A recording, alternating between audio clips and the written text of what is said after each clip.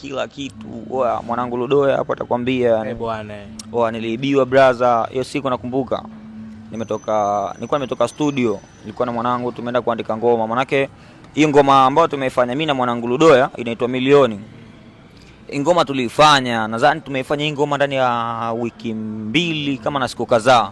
Umeona Tunaenda studio, tunakaa, tunaandika nyimbo. Biti linagongwa pale tunaandika nyimbo.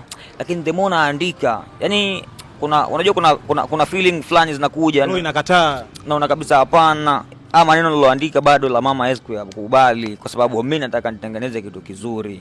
Umeona Kuona andika sometime nafuta, sijui nini, mara producer anakuambia, kesho mwanangu mnakuja, unaelewa? Maisha yetu ni ya kuunga, umebolti mara umeenda hivi. Gari yenyewe na kubolti kwenda mpaka studio, maana kutoka mimi napoishi mpaka studio pale tunalipa 25,000.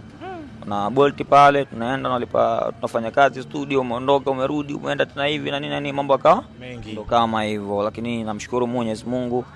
Baadaye tukaja tukaandika kitu kizuri. Kamwambia mwanangu bana, mimi nataka niandike ngoma kuhusu Jenique Shy. Umeona? Kwa sababu kusema ukweli mimi nampenda. Yaani niache uongo, niache kujiproud eti sijui nini na nini. Mimi kwa ule dada sina ujanja wanangu. Kama kufa mimi nishakufa na kuoza. Yaani wewe ni mwingine.